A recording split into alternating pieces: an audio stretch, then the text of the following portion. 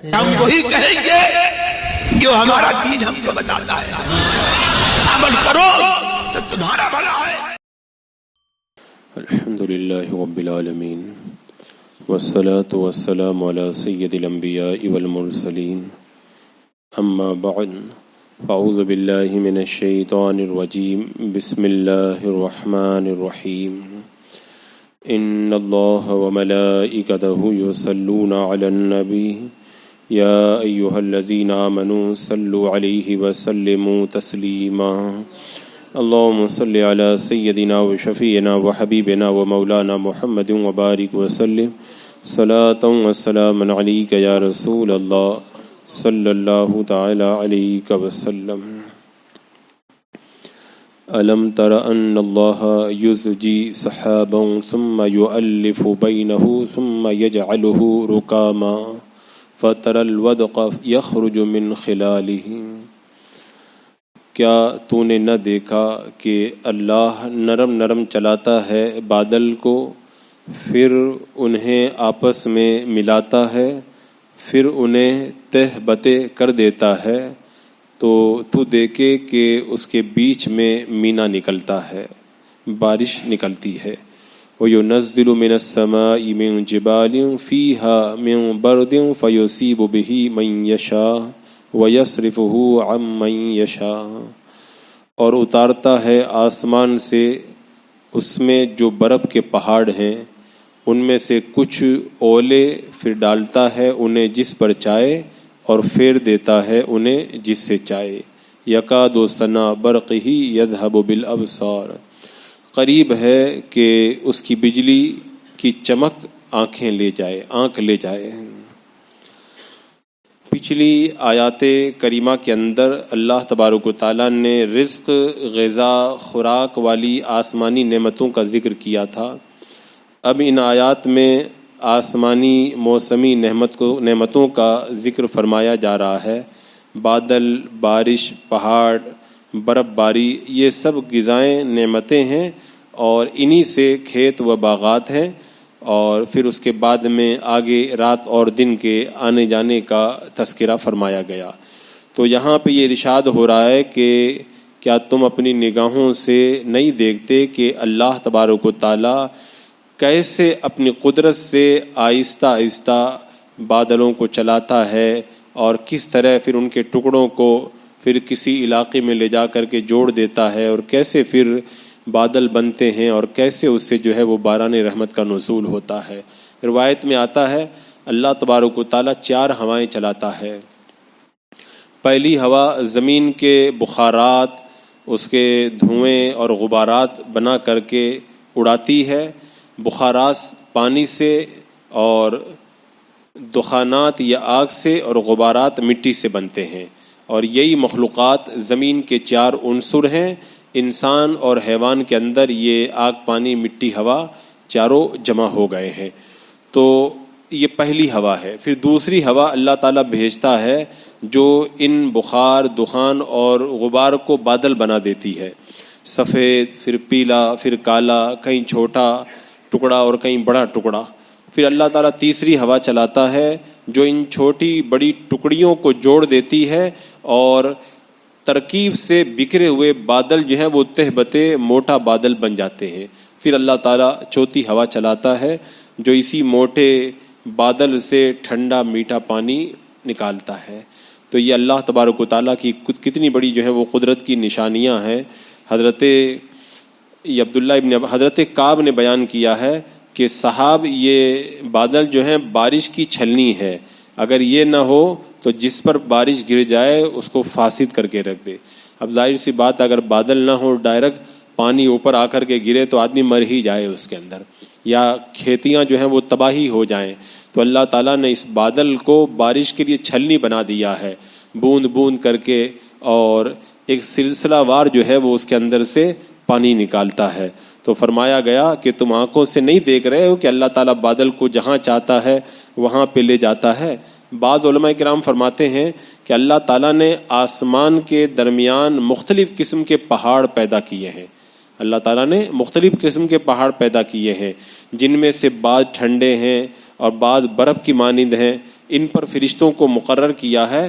پھر جب اور جہاں اللہ تعالیٰ جو ہے وہ اولا یا ٹھنڈک برسانے کا ارادہ فرماتا ہے تو اتنی مقدار کے اندر فرشتوں کو حکم دیتا ہے تو ہر قطرہ ایک ایک فرشتہ لے کر کے زمین کے اوپر اترتا ہے. تو یہ اللہ تعالیٰ کی قدرت کی جو ہے وہ کتنی بڑی نشانیاں ہے. اور مشہور یہی ہے کہ جب زمین سے جو بخارات اڑتے ہیں آسمان کی طرف، جیسا کہ سائنسداں بھی کہتے ہیں، تو اگر انہیں حرارت تحلیل نہ کرے تو ہوا کے طبقہ باردہ میں پہنچ کر کے سخت سردی سے وہ جمع ہو جاتے ہیں اور بادل بن جاتے ہیں. اور اگر وہ بخارات سردی سے سخت نہ ہو پائیں تو بارش بن کر کے نیچے گر جاتے ہیں. اور اگر سردی سے سخت ہو جائیں پھر جمع ہونے کی وجہ سے اجزائے بخاریہ تک پہنچ جائیں تو پھر وہ جو ہے وہ نیچے گرتے ہیں. اور کبھی ایسا بھی ہوتا ہے کہ بخارات ہوا سے بہت زیادہ ٹھنڈے ہو جاتے ہیں. اور پھر یہ الگ الگ صورتیں ہیں اس کی جو علم سائنس کے اندر مختلف طریقے سے بتائی گئی اور علماء کرام نے اس کے اوپر تفصیلی گفتگو فرمائی. تو یہاں پر فرمایا کہ اللہ تعالیٰ جو ہے وہ جس پر چاہتا ہے وہ اولے گرا دیتا ہے.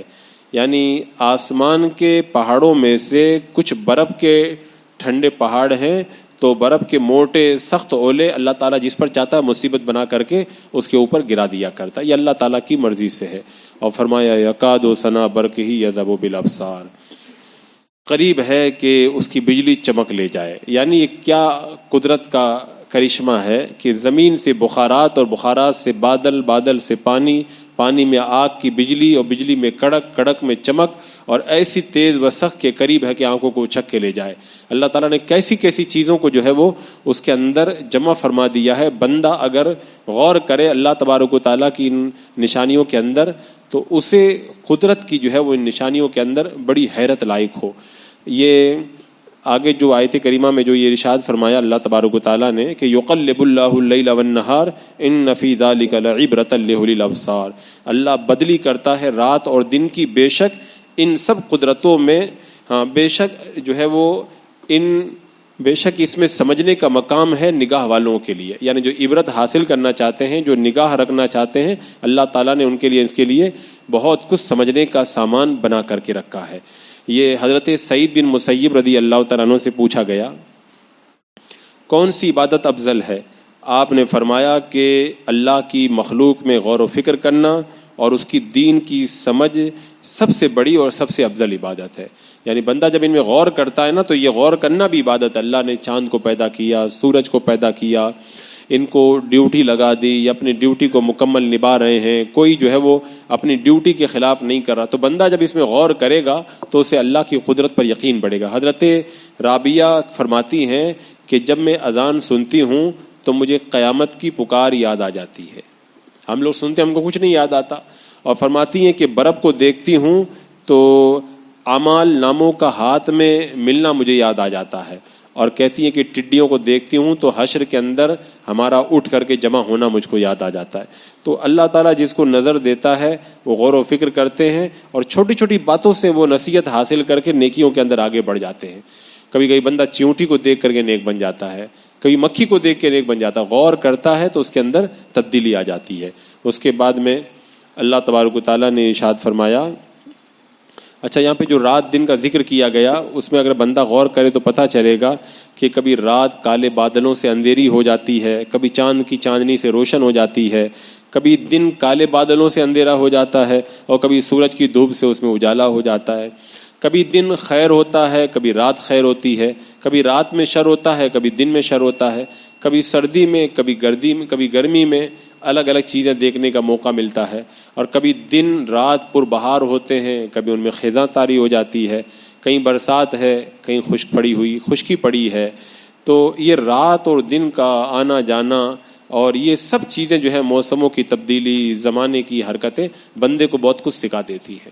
آپ یہی کم سے کم بندہ اگر غور کر لے کہ آج میں یہاں پہ بیٹھا ہوں، کل اس وقت میں کہاں پہ بیٹھا ہوا تھا، یہ 24 گھنٹہ کیسے گزر گیا. ایسے 24 گھنٹہ نہیں، میری زندگی کے 24 سال گزر گئے، 50 سال گزر گئے. تو جب 50 سال گزر گئے تو 5-10 سال اور گزرنے میں کتنا ٹائم لگے گا. تو اس طرح بندہ جب غور کرتا ہے تو اس کے اندر تبدیلی آتی ہے. اللہ تعالیٰ نے آگے ارشاد فرمایا وَاللَّهُ خَلَقَ كُلَّ دَابَّةٍ مِّن مَّاءٍ فَمِنْهُم مَّن يَمْشِي عَلَى بَطْنِهِ ومنهم من يمشي على رجلين ومنهم من يمشي على أربع يخلق الله ما يشاء ان اللہ علی کل شیء قدیر. اور اللہ نے زمین پر ہر چلنے والا پانی سے پیدا کیا، تو ان میں سے کوئی اپنے پیٹ پر چلتا ہے، اور ان میں سے کوئی 2 پاؤں پر چلتا ہے، ان میں سے کوئی 4 پاؤں پر چلتا ہے. اللہ بناتا ہے جو چاہے، بے شک اللہ سب کچھ کر سکتا ہے. اب یہاں پر اور مزید اللہ تعالیٰ کی جو ہے وہ قدرت کی نشانیوں کو بیان کیا جا رہا ہے کہ اللہ تعالیٰ نے ہر مخلوق کو پانی سے پیدا کیا. پانی سے پیدا کیا اس کا مطلب یہ کہ ہر مخلوق کا جو مادہ ہے وہ پانی ہے، یعنی 4 چیزیں ہیں: آگ، پانی، مٹی، ہوا. ان میں سے ایک چیز پانی ہے، اور اس سے جو ہے وہ تخلیق ہوئی مخلوق کی. اور یا پھر اس سے مراد، پانی سے مراد ہے منی یعنی نطفہ، جس سے ماں کے پیٹ میں بچہ بنتا ہے، وہ پانی کا قطرہ. تو اللہ تعالیٰ نے مخلوق کو جو ہے اس سے پیدا کیا. حضرت عبداللہ ابن عباس رضی اللہ تعالیٰ عنہ فرماتے ہیں کہ اللہ تعالیٰ نے ایک جوہر پیدا فرمایا، اس پر نگاہ ہیبت ڈالی تو وہ جوہر پگھل کر کے پانی بن گیا. پھر جس پر آگ کا غلبہ دیا اس سے جن کو پیدا کیا، اور جس پر ہوا کا غلبہ دیا اس سے ملائکہ بنائے، اور جس پر مٹی کا غلبہ ہو گیا اس سے اللہ نے انسان اور دیگر حیوانات کو پیدا کیا. تو اس سے یہ پتہ چلتا ہے کہ ہر ایک کی اصل پانی ہے. پہلے وہی تھا، اللہ نے اسی پہ نگاہ ڈالی جوہر، تو پگھل کر کے پانی بن گیا تھا وہ. پھر اس سے اللہ تعالیٰ نے دیگر مخلوقات کو پیدا فرمایا. بعض علماء فرماتے ہیں کہ پہلے اللہ تعالیٰ نے پانی کو پیدا کیا، پھر اس کا ایک حصہ ہوا میں تبدیل کر دیا، اس سے ملائکہ پیدا ہوئے. ایک حصہ آگ کا بنایا، اس سے جنات پیدا ہوئے. ایک حصہ مٹی میں تبدیل کر دیا، اس سے انسان اور دیگر حیوانات کو اللہ تعالیٰ نے پیدا کیا. تو ارشاد فرمایا واللہ خلق کل دابۃ من ماء، اور اللہ نے زمین پر ہر چلنے والا پانی سے بنایا. اس کے بعد میں فرمایا کوئی جو ہے وہ پیٹ کے بل چلتا ہے، یعنی آپ دیکھتے ہیں کہ کوئی 2 پاؤں پہ چلتا ہے جیسے انسان ہے، جنات ہیں، پرندے ہیں. کوئی 4 پاؤں پہ چلتا ہے جیسے آپ دیکھتے ہیں کہ جانور، وحشی، چوپائے وغیرہ بہت سارے. اور جو پیٹ کے بل چلتا ہے جیسے سانپ ہے یا جیسے دریا کے اندر مچھلی ہے. تو الگ الگ یہ سب اللہ کی قدرت کی نشانیاں ہیں. البتہ ایک سوال یہاں پر یہ ہو سکتا ہے، کچھ ایسے بھی تو جانور ہیں جو پیٹ پر بھی نہیں چلتے، 2 پاؤں پہ بھی نہیں چلتے، 4 پاؤں پہ بھی نہیں چلتے، 8 10 پتہ نہیں کتنے کتنے ان کے پاؤں ہوتے ہیں. تو اس کا ایک جواب تو یہ ہوگا کہ اس طرح کے جو جانور ہیں ان کی تعداد بہت کم، اور یا پھر اس کا معنی یہ ہے کہ پاؤں ان کے زیادہ ہوتے ہیں لیکن چلتے 4 ہی پاؤں پر ہیں. ان کے جو چلنے والے پاؤں رہتے ہیں وہ 4 رہتے ہیں، باقی پاؤں جو ہے وہ چلنے کے لیے ان کے کام کے اندر نہیں آتے ہیں. تو یہاں پر جو قدرت کی نشانیاں بیان کی، امام غزالی رحمۃ اللہ تعالی علیہ نے جو کچھ یہاں پہ بیان فرمایا، بندہ اس کو پڑھے تو اس کو سمجھ میں آئے گا کہ یہ جو بیان کیا گیا کہ یہ اللہ نے جانور پیدا کیے اس طریقے سے چلتے، اس میں اللہ کی کتنی بڑی بڑی نشانیاں ہیں. بندہ جیسے اگر غور کرے تو فطری پیدائش کے اعتبار سے اگر آپ دیکھیں تو کسی کا جسم بڑا ہے، کسی کا چھوٹا ہے، کسی کا لمبا ہے، کسی کا ٹھنگنا ہے، کسی کا موٹا ہے، کسی کا پتلا ہے، اور بعض اعضاء سب میں مشترک ہیں اور بعض اعضاء سب کے الگ الگ ہیں. کسی کے سینگ ہیں تو کسی کے سینگ نہیں ہیں، کسی کا وزن زیادہ ہے تو کسی کا وزن کم ہے، کسی کا وطن پانی ہے تو کسی کا وطن زمین ہے، کوئی دونوں جگہ رہتا ہے. اسی طرح کوئی ناک سے سانس لیتا ہے، کوئی منہ سے. کوئی جو ہے وہ سبزی کھاتا ہے تو کسی کی غذا پتے اور پھولوں کا رس ہے، اور کسی کا چلنا پسلیوں کی طاقت سے ہے تو کوئی رینگ کر کے چلتا ہے، جیسے کہ مینڈک ہے، بطخ ہے، مرغا بھی.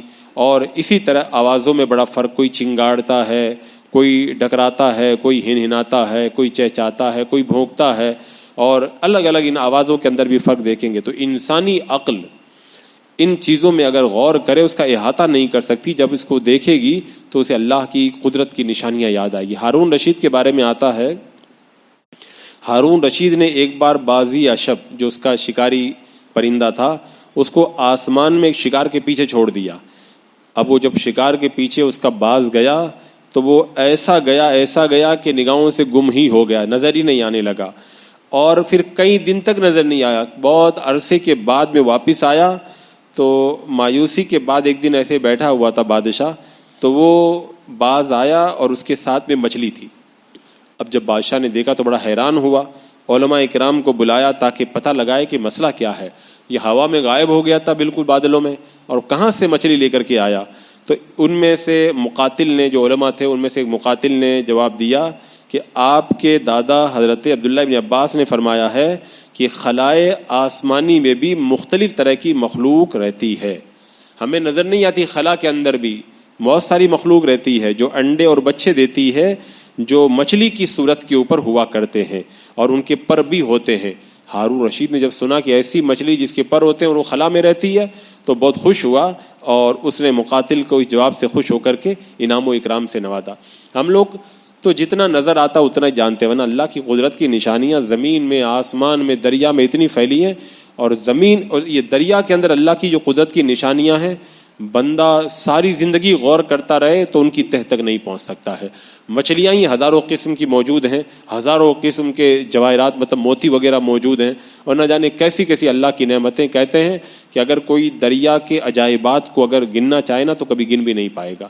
تو اتنی قدرتوں کا جو پروردگار مالک ہے اللہ تعالیٰ خود ارشاد فرماتا ہے پھر اگلی آیت کے اندر، لَقَدْ أَنزَلْنَا آیَاتٍ مُبَيِّنَاتٍ، بے شک ہم نے اتاری صاف بیان کرنے والی آیتیں، واللہ یہدی من یشاء الی صراط مستقیم، اور اللہ جسے چاہے سیدھی راہ دکھاتا ہے۔ اللہ تعالیٰ جس پر کرم کرتا ہے وہ ان نشانیوں کو دیکھتا ہے، نصیحت حاصل کرتا ہے، اور پھر وہ سیدھے راستے کے اوپر گامزن ہو جایا کرتا ہے۔ بسم اللہ الرحمن الرحیم۔ اللہم صلی علی سیدنا و مولانا محمد وبارک وسلم، صلاۃ و سلام علیک یا رسول اللہ۔ یا اللہ یا رحمان یا رحیم العالمین، اپنے محبوبین کے صدقے میں مولا ہمیں قرآن مقدس کے نور سے معمور فرما دے، ہر گناہ ہر برائی سے محفوظ و معمون فرما دے، ایمان پہ زندگی، ایمانی پر خاتمہ عطا فرما۔ ربنا تقبل منا انک انت السمیع العلیم وتب علینا انک انت التواب الرحیم۔ ان اللہ وملائکتہ یصلون علی النبی یا ایھا الذین آمنوا صلوا علیہ وسلموا تسلیما۔ اللہم صلی علی سیدنا و شفیعنا و حبیبنا و مولانا محمد وبارک وسلم، صلاۃ و سلام علیک یا رسول اللہ۔ سبحان ربک رب العزۃ عما یصفون وسلام علی المرسلین والحمد للہ۔